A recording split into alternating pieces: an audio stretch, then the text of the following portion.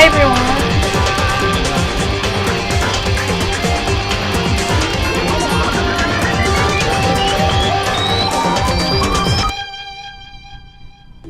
Okay. Hold on. Shush. Danganronpa. Okay, so you guys, this is a little spoiler to the class trial because I'm already at the class trial because I was playing. I was recording myself, so don't fret.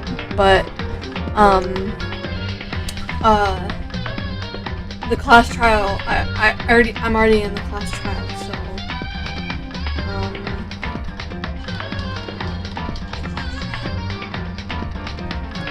so I hope you guys don't mind that I'm going to start the class trial. I'm so glad. I love doing this. My sister's here with me. But the killer didn't know that and assumed it was locked, so they tore apart the doorknob to get in. Okay, but then why would the killer even think the door was locked in the first place? See, she has a French accent. Everyone should have known you can't lock any of the boys' bathrooms. The killer could easily make that mistake, thanks to one important detail about The the scene of the nameplates. crime. The killer was convinced the bathroom door was locked, so they didn't know that the door actually couldn't be locked. In other words, the important detail about the scene of the crime they didn't know was... I got it! Got it! The killer must not have realized that it was my room. What? Are you saying the culprit didn't even know where he was? That's inconceivable! And yet, he's absolutely right. Say what? Say what? Well, to be more specific, what the killer didn't know was that Makoto and Sayaka had switched rooms, which is what led to the misunderstanding about the bathroom. If Sayaka had been in her own room, then there would have been a lock on the door, and they would have had to break through. So they had no idea how unnecessary their actions were. ultimately, we can't know if it came open by force or simply by accident.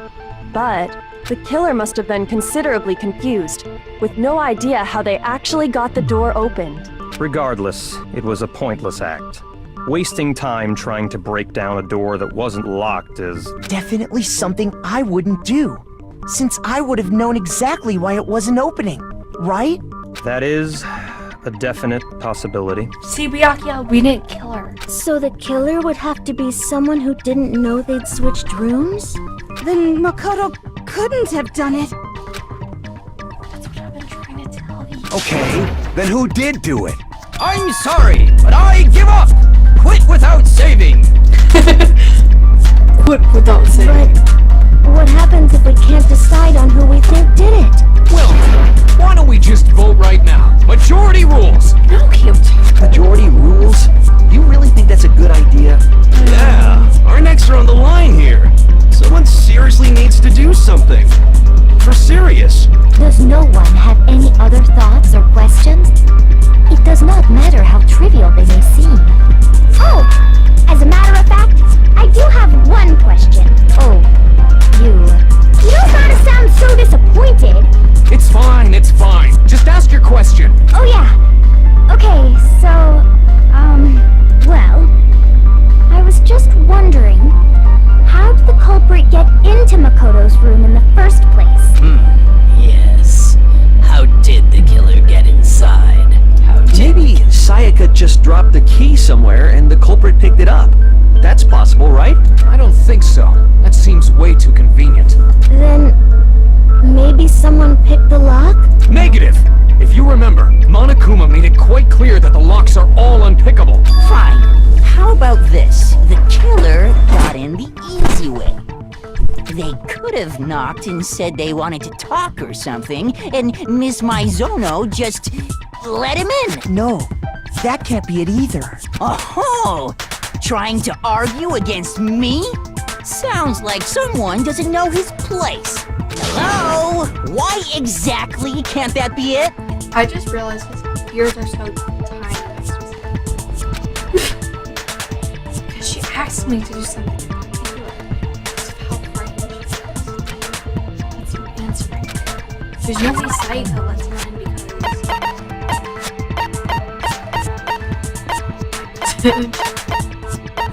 It was Allie!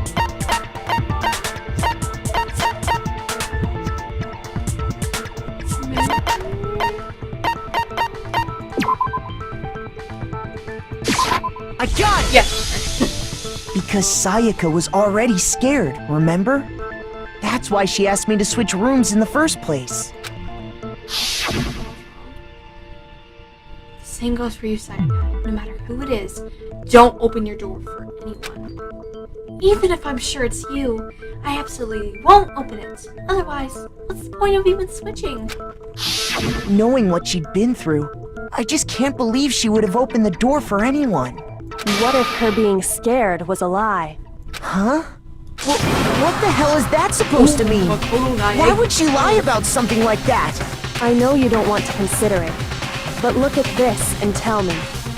Can you still deny the possibility? There's something I want to talk to you about. Just as soon. In 5 minutes, come see me in my room. Check the nameplates to make sure you don't get them wrong. I found a notepad during my search, and I shaded in the top sheet with a pencil. And these are the words that appear. Oh man! I've totally seen people do that on detective shows. When you write, it can leave an imprint. Sketch over the next sheet of paper, and you can see the words. When I saw that, I was like, holy crap! I better make sure I rip the paper out before I use it from now on. It's a pretty old-fashioned technique, but even the classics can be surprisingly useful sometimes. Oh, and I should also mention, I found the notepad on the desk in Makoto's room. Huh? Which means only someone who had been in Makoto's room before the incident could have written it. Then either it was Makoto who lived there, or Sayaka who switched rooms for a single night. So, Makoto, did you write this? No, I didn't. But of course you didn't, because the note also bears a perfectly legible signature. Sayaka's signature.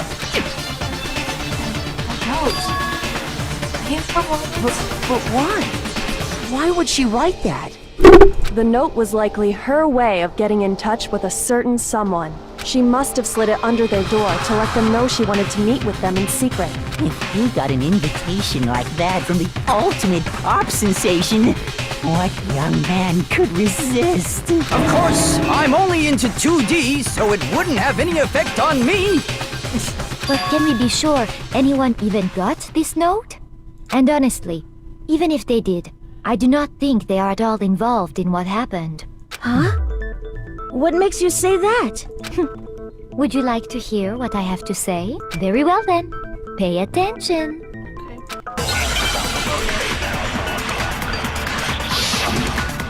Oh.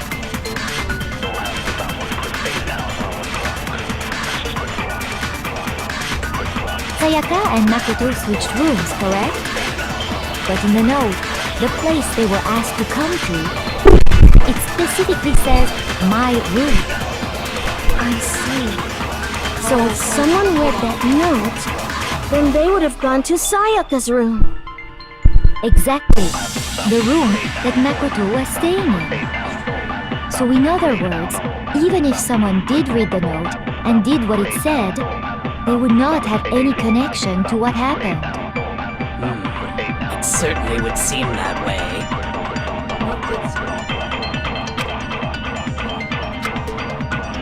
Sayaka and Makoto switched rooms, correct? But in the note, the place they were asked to come to, it specifically says, my room.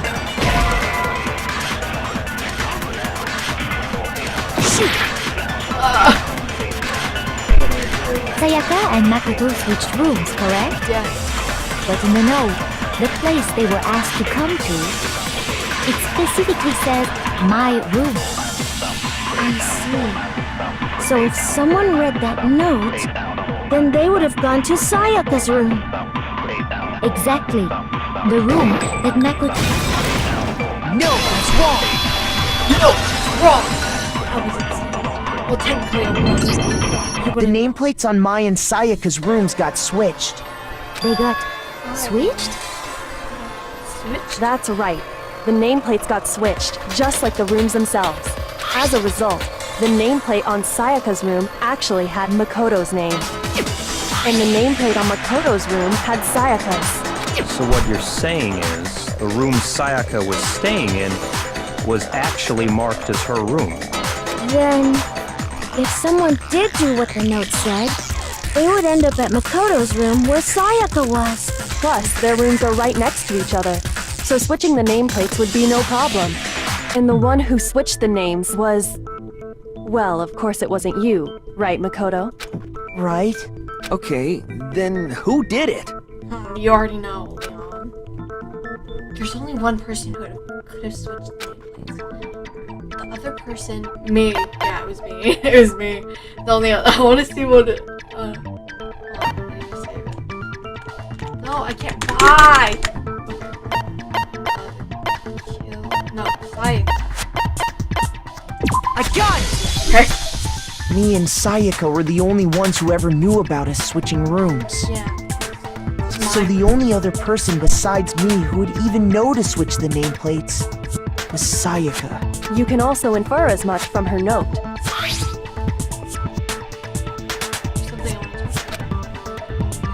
She specifically tells the reader to check the nameplate. She would only have written that if she knew the nameplates had put... Why would she switch them in the first place? This is teaching me stuff. She wanted someone to come to the room she was in, and also hide the fact that it was Makoto's room. What? Inviting someone to your room, but not telling them you'd switched rooms. Why would anyone do that? To understand that, we first need to understand what happened after she invited the person into the room. That's where the answer lies. What happened then was probably whoever she invited over came in and attacked her. We figured it out! We know who did it! Whoever she invited over is the culprit! But we still don't know who it is, you goddamn idiot! Sayaka fought with her killer there in the room, yes? Perhaps the answer to our previous question. Yes, I think you're right. Then... we just have to figure out what happened during the fight, right? That reminds me. There was a replica sword at the murder scene. Was that perhaps used during the fight? Oh yeah. What's the deal with that sword? Sayaka suggested I should hold on to it. I thought it might come in handy if I had to defend myself. It seems pretty likely that the killer used it to break Sayaka's right wrist. How the hell could you possibly know that's what broke her wrist?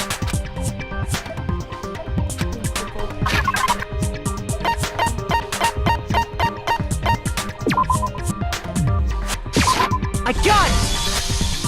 All you have to do is take a good look at her broken wrist, and it should become pretty clear. Right there where her wrist is all swollen. There's something glittery there. Is that Makoto? It sure is.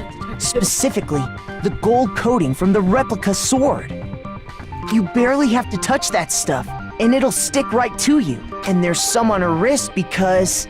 I got it! Because she got hit with the sword! Right there on her wrist! I'll pass one of them and say, I got it! I see. And so the truth draws ever closer. Alright, then it's about time to solve this mystery. My room. That's what we need to be clear. There's a bit more to learn about non-stop. Are you getting used to these non-stop debates? Starting with next debate, I'll start loading. No! I do not know how to do that. No. No, I'm scared. Rotate this. Okay, so I need the Q key. Okay, or you can just. Oh, okay, that's easy. Fewer bullets. Oh yeah, I did.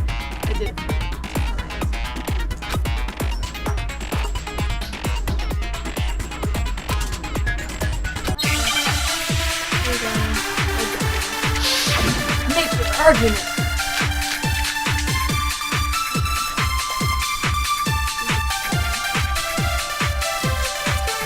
When the fighting broke out, the culprit grabbed the sword, and that's when the first blow was dealt. A sword-based sneak attack. And that's what broke Miss Mizono's wrist. So, she tried to fight back. She she grabbed the kitchen knife she had hidden away. But then the culprit took that from her too. And they killed her with it. And that's exactly what happened.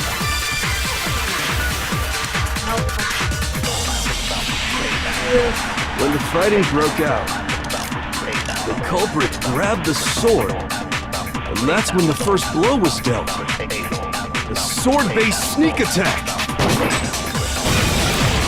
No, it's wrong.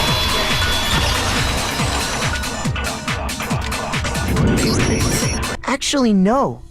I don't think the fight started with the sword. Why not? Because the sword's sheath had been scratched. See? There's a gash in it. Like someone cut into it with something sharp. Something sharp? You mean like the kitchen knife? That was the only sharp thing found at the scene. Stop jumping ahead. Slow down and explain it so I get what the hell's going on. If the sword was used first, Mondo. there wouldn't be any explanation for the scratch on the sheath. If you were going to attack with the sword, you'd take it out of the sheath first. That's true. With the sheath on, it'd be heavy and bulky and useless as shit. Okay, so how did the sheath get damaged? If they got attacked with the kitchen knife, maybe they grabbed the sword as a defensive impulse. In that situation, there wouldn't be any time to actually unsheath the sword. So you're saying the sword was initially used to defend against an attack from the knife? Which means whoever had the kitchen knife was the one who attacked first. I think I get it. So here's how it all played out. The culprit came in, found the kitchen knife hidden there somewhere. Then they took the knife and attacked Sayaka before she knew what was happening. So she grabbed the sword to defend herself. But then the culprit took that from her too. Then, after they broke her wrist with the sword, they took the knife and finished it. Sorry, but I don't think Sayaka used the sword to defend herself. What? How the hell do you not think that? Because she never held the sword at all. There's a certain part of her body that makes this clear. Man. I got it! You're talking about her palms, right?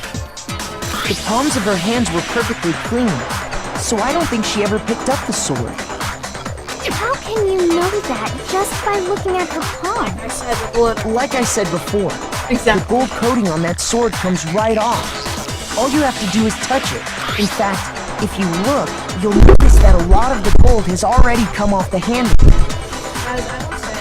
It's safe to assume that's because there's really no way she could have picked it up and come away completely clean.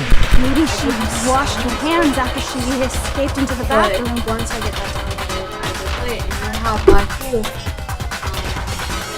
Honestly. Sorry, but I don't think so. Why do you say that? Is it because you think I'm ugly? No, that's not it at all. Still have,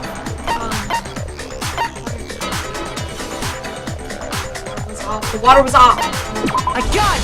She's afraid of water, yes. According to the Monokuma file, Sayaka's time of death was around 1:30 a.m. In other words, at nighttime.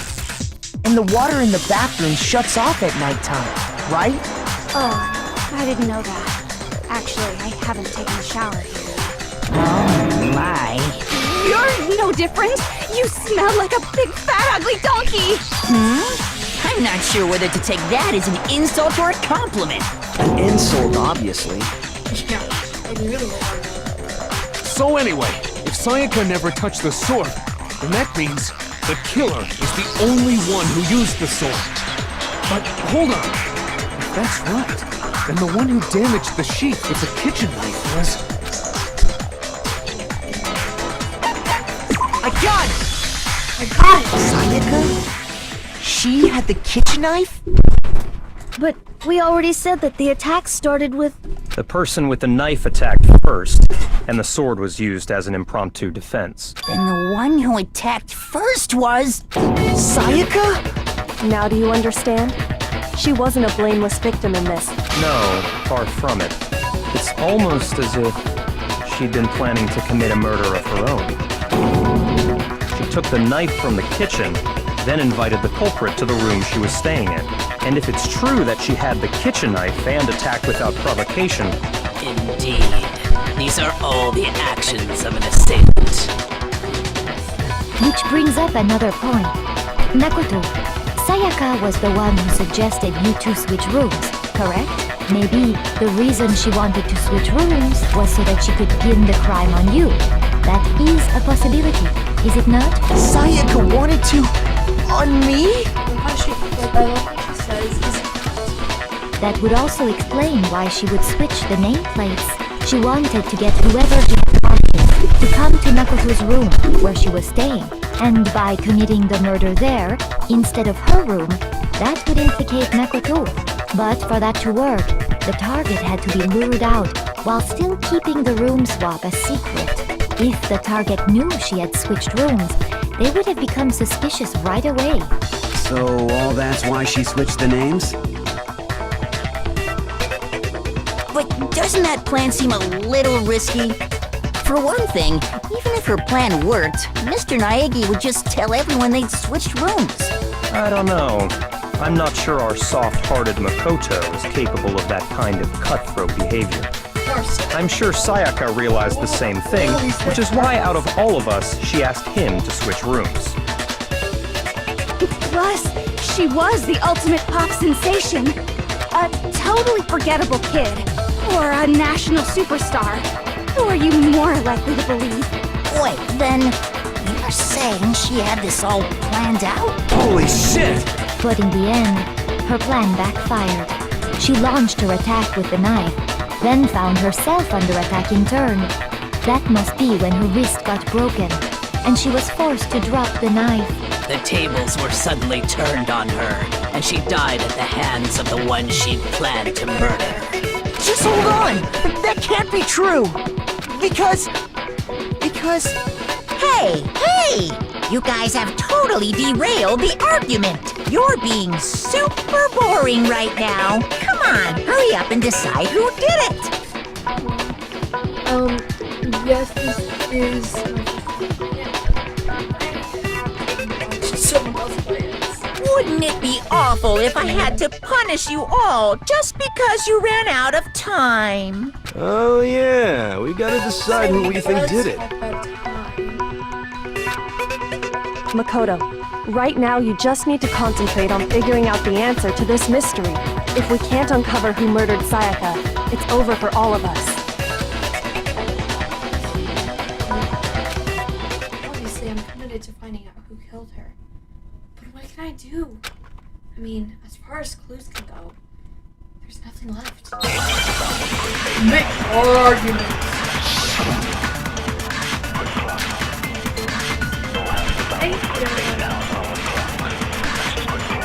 It's easy just to say, hey, decide who did it. But there just aren't any more clues, right?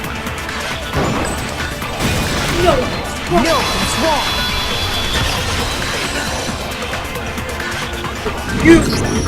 There still might be one clue left. Sayaka's dying message. Dying? Wait, what did you say? The dying message. She wrote something on the wall behind her, remember? 11037. Written in her own blood. There must be a clue about the killer hidden in there.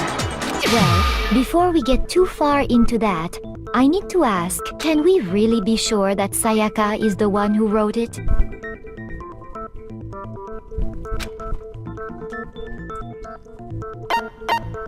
I got it! Her left index finger had blood on it. That could only be because she used that finger to write the message. I see. She broke her right wrist during the fight, so she'd have to use her left hand to write. Sure. I think we can all agree Sayaka wrote it. But still, what the heck do those numbers mean? 11037? Hey, Chihiro. You're a computer nerd or whatever, right? You should know all about numbers and shit. No, that's not... Yes, I'm a programmer, but I don't see any kind of meaning in these numbers. Of course.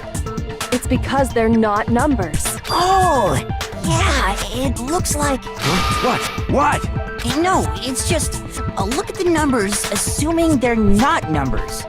Don't these first two 11 look less like two numbers and more like one letter?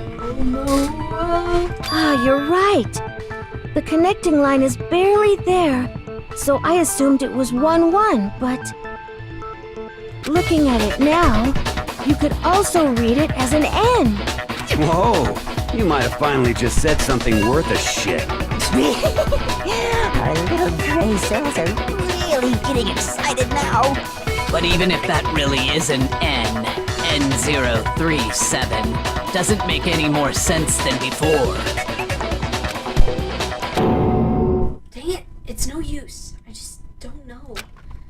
Rotate the image 180 degrees. Huh? Rotator. I think... Maybe I see something. Oh my god. Now I see. She wrote down the killer's name. Huh? You just shot past the clue part and right on to who did it. So, whose name did she write?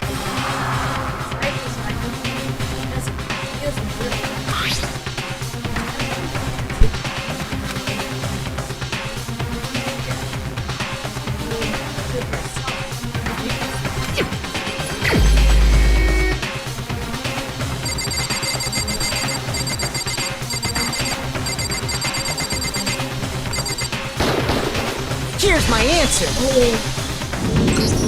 The key to solving this mystery was simply to rotate the writing 180 degrees. If you turn the message around, it becomes the letters L-E-O-N. L-E-O-N. Or more accurately, Leon. What the hell are you talking about? It's just a coincidence.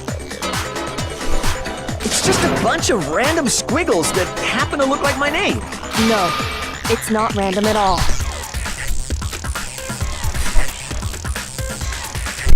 She wrote that message on the wall behind her as she was leaning up against it. In that position, she couldn't move to write normally, and had to write upside down, as it were. And as a result, when you look at it standing in front of her, it ends up getting flipped. Try it for yourself if you want. Write something sitting like her, and the letters will be inverted. That sounds like one hell of a stretch to me. I'm the killer? You can't just go and say shit like that. If you're not the killer, then why did you try to destroy the evidence? Huh? You know what I'm talking about, right, Makoto? The evidence Leon tried to get rid of?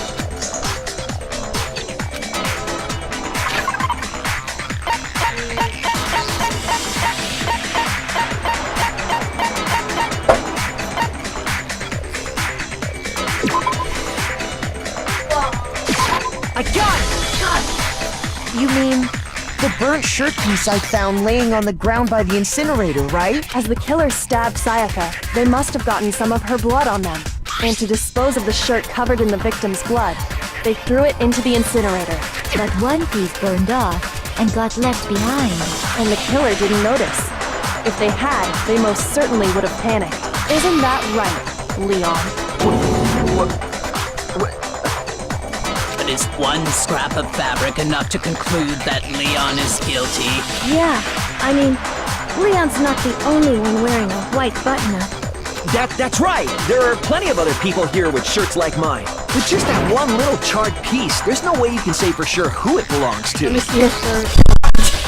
That alone isn't enough. But there are some other points that may reveal the truth.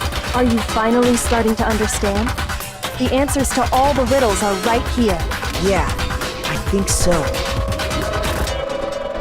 Burger names of the bottom shirt. Really wasn't able to take it up. There's something about it. I got it! If you look closely at how the shirt was disposed of, we should be able to figure out who the killer is. Oh yeah, that's a good point.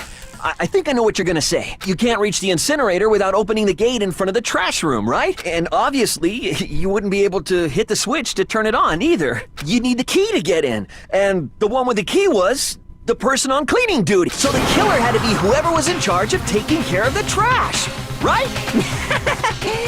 Interesting. No, that's wrong. Oh, I just like imitated. There was another way to.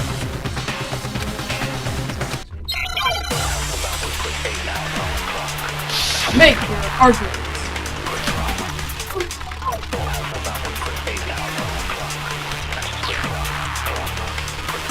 The key to the trash room. Whoever was on cleaning duty must have had it, right? So the only one who could get to the incinerator was the person in charge of the trash? And you'd have to get close to the incinerator in order to destroy the... Yeah. No, that's wrong.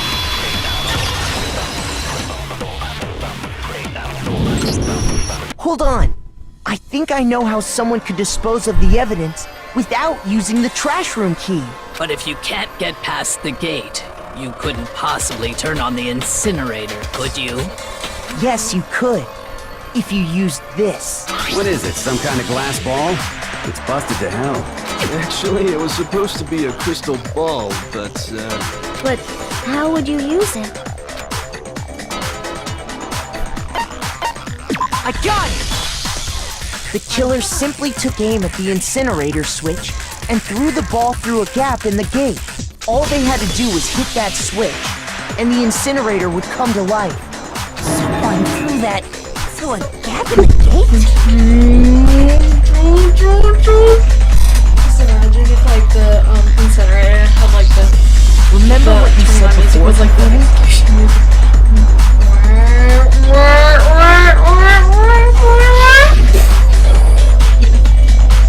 Huh? Somebody turned the incinerator on. Very strange. Quite certain it was off last time I was down here. Perhaps it was the work of a fairy. Hifumi had the key, so the only way the incinerator could have been turned on without his knowledge was because the killer was able to hit the switch without opening the gate. Once they got the incinerator going, all they had to do was ball up the shirt and toss it in. Hey, come on! What the hell is this? All you have to do is look at the scene to know that the killer never actually went inside the trash room. The shards of broken glass, the incinerator left running, the piece of shirt that escaped the fire. If the killer had been on cleaning duty, Okay, guys, I need the to evidence... go. Yeah, it's actually letting me.